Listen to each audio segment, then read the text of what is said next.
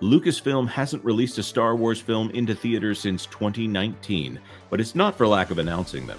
Despite all that, CNBC and fandom lavished them with the strangest accolade you could ever imagine: top film franchise of 2023 without a single film released in the calendar year. Let's talk about that on That Park Place. I'm Jonas J. Campbell, an investigative reporter for That Park Place, where we talk about streaming, theme parks, entertainment, and video games. Let's get into it. One movie that Disney made that was very successful, I think you can all remember the amazing Star Wars release of 2023 that topped the charts here.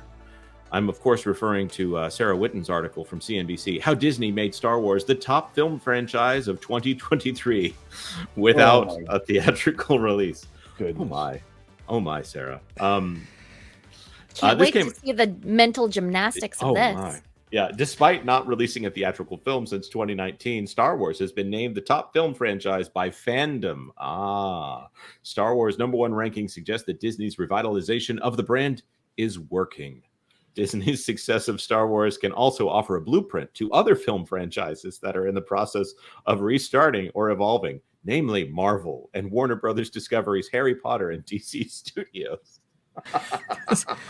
Jonas, the body can only sustain about plus 8 Gs of actual gravitational force for sustained periods of time. I can't handle this much spin. You see, it's too much. This is totally ridiculous. I actually feel you right there. I may actually have to leave because I'm getting nauseous just with the amount of spin. You know that's funny culture and well timed, of course. The Force remains strong with the Star Wars franchise. The Force, of course, which is female. Despite not releasing a theatrical film since 2019, Star Wars has been named the top film franchise of 2023 by fandom, the world's largest platform for entertainment fans.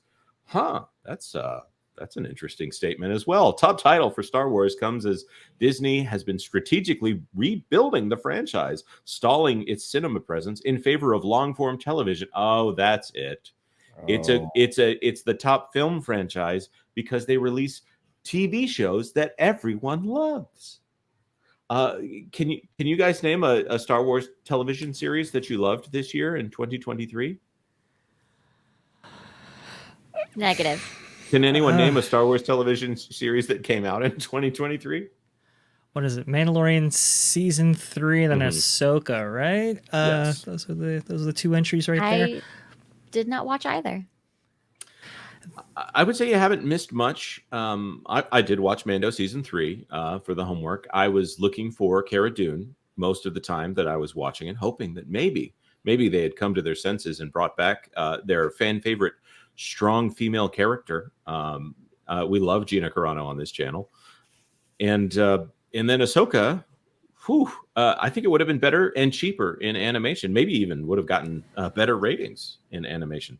Ahsoka, you were the chosen one. That's it, man. This is supposed to turn this whole thing around. Unfortunately, dived deeper into the depths there. There are aspects of Mando season 3 that I really did enjoy, but overall, it was a little disappointing, especially when compared to the previous seasons. And honestly, that's kind of what we saw reflected in the Netflix and then not Netflix, but the Nielsen ratings. Right? Mm-hmm. They trend down, not up, and unfortunately, that's kind of the trajectory for every single Star Wars project. The trilogy trends down, not up. The singular releases, they trend down, not up, and that's really unfortunate. I of course totally agree with you. And the thing that I see here, as they're saying, oh well, look at what the other franchises can learn from Star Wars. Let's look at what metrics they use to determine, without a shadow of a doubt, scientifically they have proven that Star Wars is the best in 2023. Fandom scoring is based on 5 metrics. Okay, number 1, how many content pages the franchise has on fandom's site. Okay, that's interesting. Ratings from critics and fans. How often the franchise is represented in the real world through conventions and fan events, cultural relevance to those who are not core to the fan base, and the amount of new content from the franchise to sustain interest. So they're saying that the fact that there is new content from Star Wars, just in general, means that it gets points in one of their 5. So they've already got 20 points there, I'm sure, because there were 2 television series. Not to mention the fact that Young Jedi Adventures, which I don't recommend for children, despite the fact it's on Disney Junior, is a Disney Junior series. I think Disney Junior might actually be going away this year. More on that in the coming months. And also Star Wars Visions Season 2. Now, Star Wars Visions Season 2, I haven't watched it yet. It's not bad. It's actually kind of taken out of the hands of Disney creators when they do it. Content pages on fan wikis, basically, because fandom's website is basically a glorified fan wiki. So, now here's an interesting idea. Would they be counting all of the updates to add every character's pronouns to someone's bio as fan interest?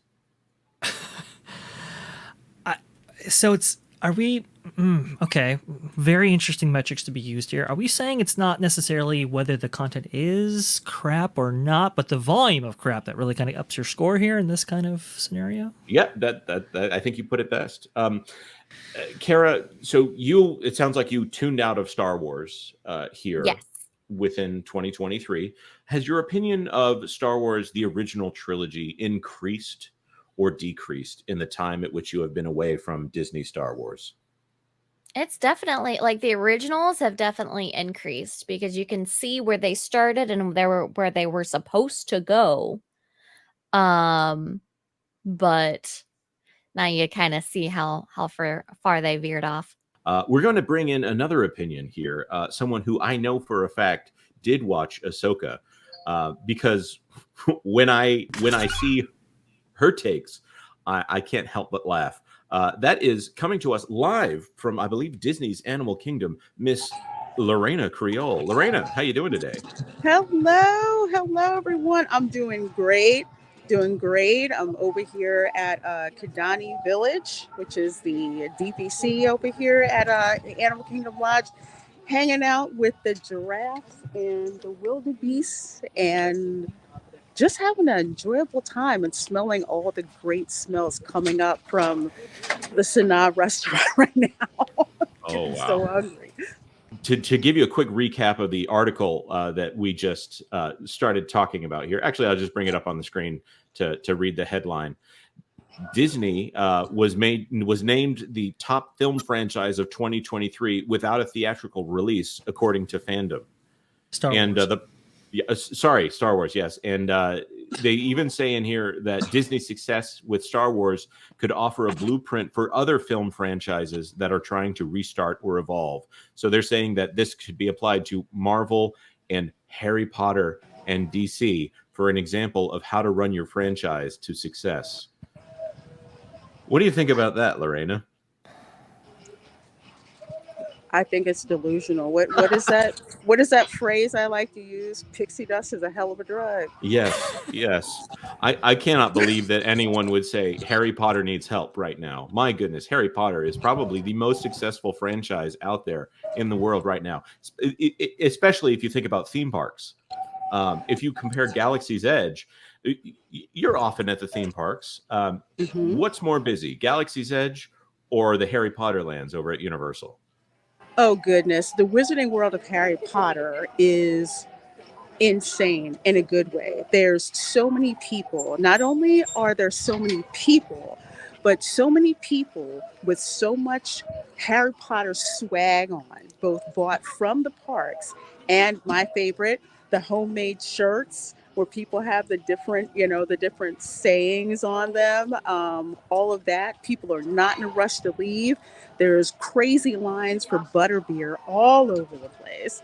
And people are just enjoying using their wands at all of those interactive stations, which works unlike Magic Band Plus does. And there's people there, witches and wizards, to help each other out. And it's insanely crowded in a good way.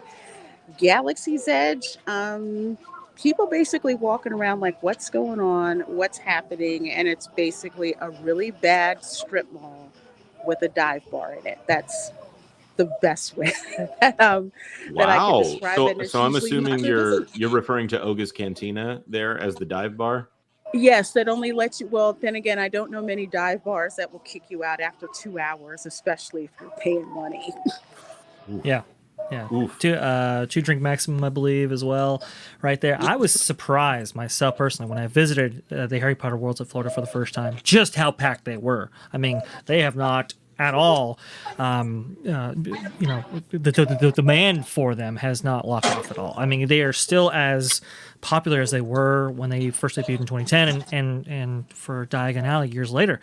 It's crazy just how many people go to those different areas. Versus Star Wars Galaxy's Edge, you might get pockets of busyness, especially around Rise of the Resistance or Smuggler's Run, for example, or even outside of Oga's Cantina, but the bulk of that 14-acre land doesn't necessarily have the same enthusiasm as when it debuted back in 2019, 2020.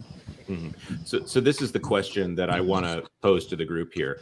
If you found out that the people in charge of Galaxy's Edge were going to be in charge of the new Harry Potter land at Epic Universe, or the people who have been in charge of Harry Potter over at Universal were being put in charge of Galaxy's Edge, which of those would you prefer and why?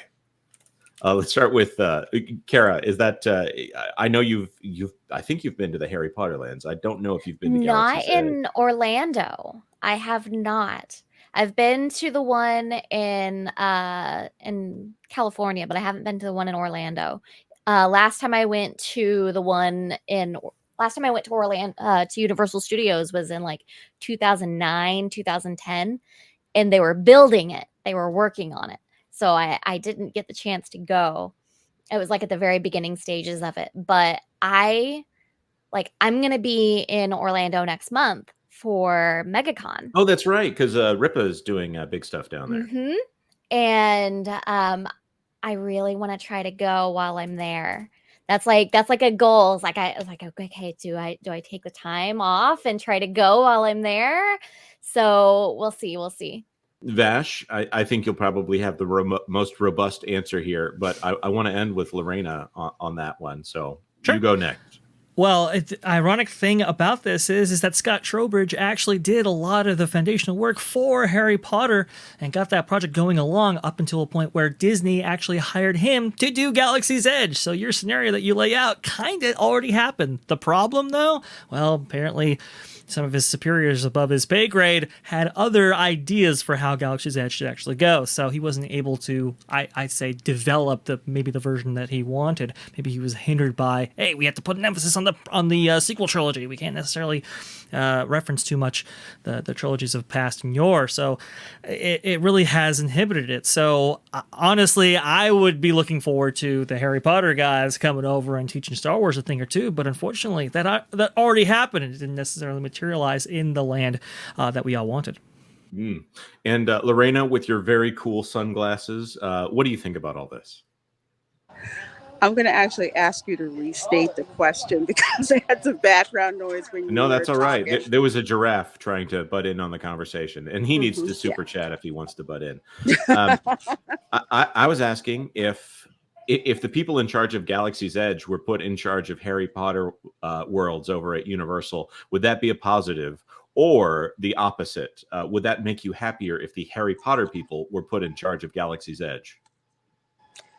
I would definitely say the reverse. The Harry Potter people put in charge of Galaxy's Edge. The main reason why the Wizarding World of Harry Potter is so amazing is because of the strict creative control that J.K. Rowling had over its development. The same kind of strict creative control that James Cameron had over the Pandora, Avatar World of Pandora, that's at the Animal Kingdom. It is insanely amazing for that particular reason. So if you had the people from Universal go over and redo Galaxy's Edge, they know what it's like and the importance of what the originator's vision would be. And we've talked about this before. Galaxy's Edge was supposed to be based on the original trilogy. All of the foundation work was there. Where Star Tours is. When you enter Star Tours, it's like you're on Endor. When you exit, it's like you're on Tatooine, which would roll perfectly into your Mos Eisley Cantina recreation, which I thought we were going to get. Possibly Jawas walking around trying to sell you stuff. I would have thought that was cool too. But they didn't go that way. So yeah, Universal knows what it's like when you have a true creative at the head of what's going on and putting those guardrails in place. Like, look, no, that's not going to work. That's not going to make sense. That's going to break the immersion, and go from there. Thank you so much for watching to the end of the video. Let us know your thoughts in the comment section down below. What was your favorite film franchise of 2023? Do you think Star Wars is going to win in 2024, or will they lose out to Abbott and Costello? Tell us your thoughts because we would love to know. This clip was part of our now regular Thursday live stream, which starts at noon Eastern Time. Of course, if you're not in that time zone, just hit the notification bell if you'd like YouTube to tell you when that is. Like this video if you like this video. If you know someone who is as interested as we are in this kind of thing, then maybe you should share the link with them. And of course, please consider subscribing to That Park Place for all the news that should be fun. Thanks for watching That Park Place News. For more information, consider checking out www.thatparkplace.com. And don't forget to subscribe, share, like, and send this out on your favorite social media accounts.